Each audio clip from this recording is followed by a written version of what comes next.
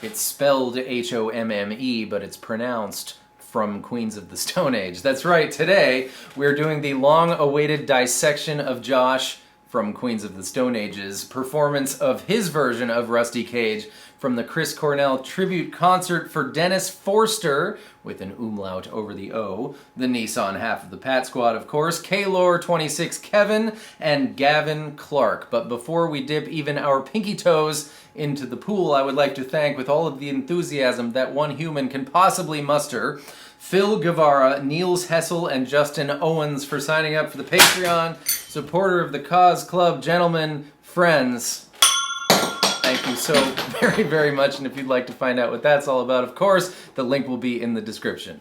Step one, of course, is to memorize his moving speech and recite it word for word. In perhaps the classiest move of all time, he kicks the party off with Layla in a different key. Open 3 on the E string, open 3 open on the A string, E3, open A, and that open A is the beginning of the riff, so. And it's just like the Johnny Cash version, except instead of a strummy on the A chord, it's going to be A string open, G string 2nd fret, E string open, E3, give it a bend. A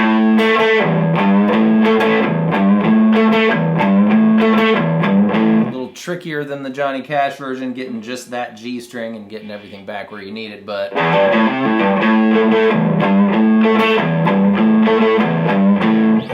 when Josh says, "I'm gonna break," you're going to have done your little A riff thing, right?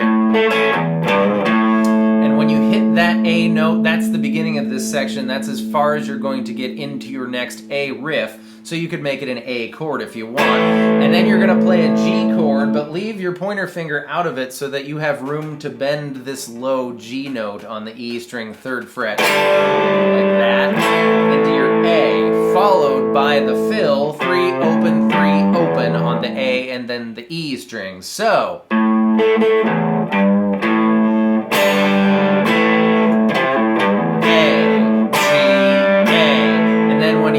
break his Rusty Cage, you're gonna do your pull off on the A string from 3 to 0, gonna, and then break my is 2 open A's, break my, A3, D2, slide up to D5. So let's see if I can do all that for you.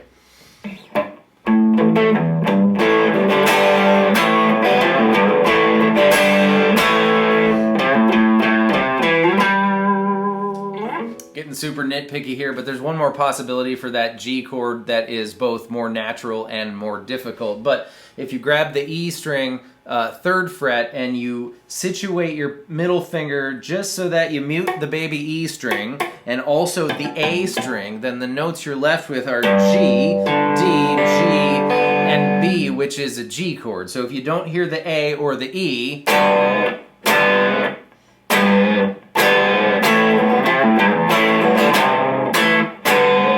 like I said, a little bit more natural with fewer fingers down and sort of hand position, but a little bit more difficult to make it make the right noise. So Josh then finds himself on the D string 5th fret,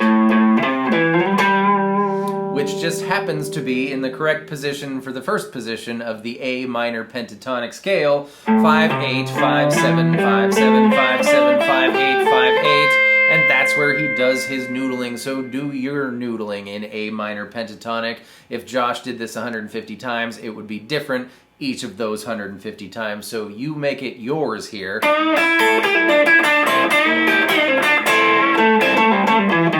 But then he ends up on the A string 3rd fret, and he ends the thought, so to speak, on the E string 5th fret, or it could be the open A string, doesn't matter, it's an A note either way, and then you're back into your A riff thing. I'm at about 2 minutes and 50 seconds. That's the first time something different happens, and Josh seems to think only in weird time signatures.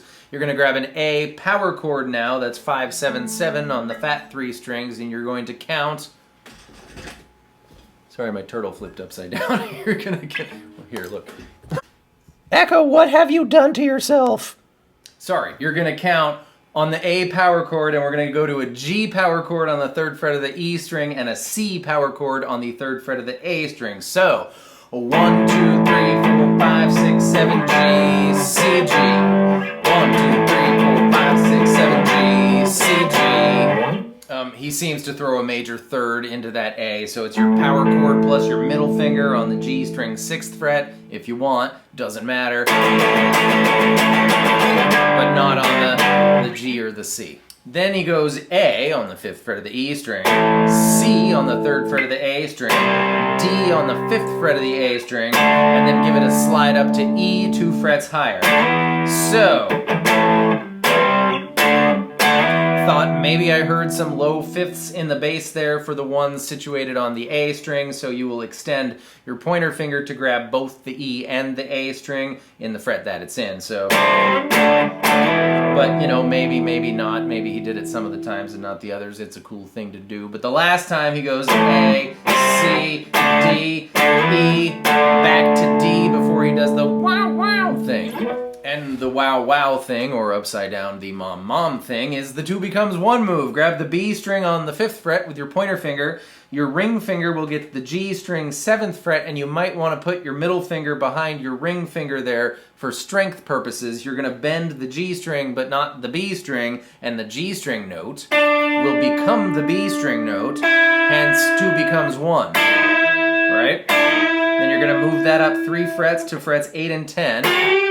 Then 12 and 10, then 14 and 12.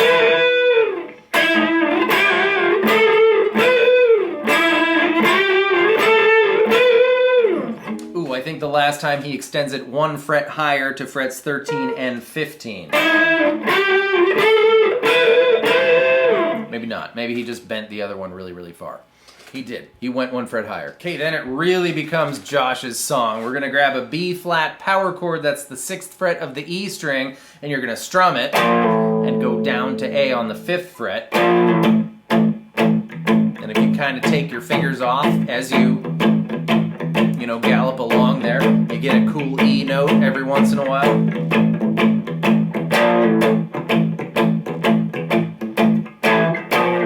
And he even sneaks some A minor pentatonic action in there. And that devolves into 1, 2, 3, 4, 5, 6, 7.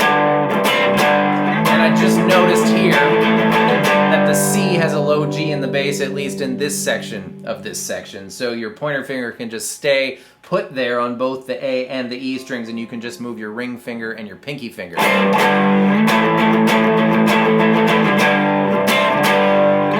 I just realized something really cool. When you're playing an A power chord here on the E string 5th fret and the A string 7th fret, you have an A note and an E note. So when you play the open A and E strings open, you have an E note and an A note. So the open low strings are an upside down A power chord, so not only does this kind of thing sound cool, it's like the power chord's turning itself on its head every time you hear it. I mean, that's a little exaggerated for what Josh was doing, but just to express my point. Okay, then something super, super cool happens. He's doing his A minor pentatonic, licks in between this thing, and he ends up going... If you grab your G string 7th fret with your middle finger and you slide it up 2 frets, you have entered C major pentatonic or A minor pentatonic position 2, and we don't even have to learn the whole thing here, but just 5 handy-dandy notes that Josh uses a lot here. We're going to have the E string 10th and 8th frets, and the B string 10th and 8th frets, and the G string 9th fret. And here, what he does is he chugs away on just his open A string before he... That was a lame one, but you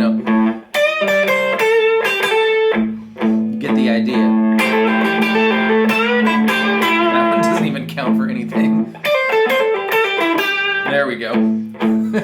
So there he is in that next position of pentatonic, the C major, aka the A minor position 2. A minor and C major are relatives, so either way you call that, it's both the same 5 notes of the A minor or C major pentatonic. And then of course he goes back to live at his thing with his A minor pentatonic noodlings until the very end when he gingerly hits a G chord, break my rusty cage, and curiously ends it on an A minor chord and run. Awesome. awesome way to end that song. Awesome request. Thank you so much for being here for this one. That was really fun to go through. I hope you had fun. I hope that was helpful. Thank you so much for being here, and I will see you next time with more stuff. Goodbye.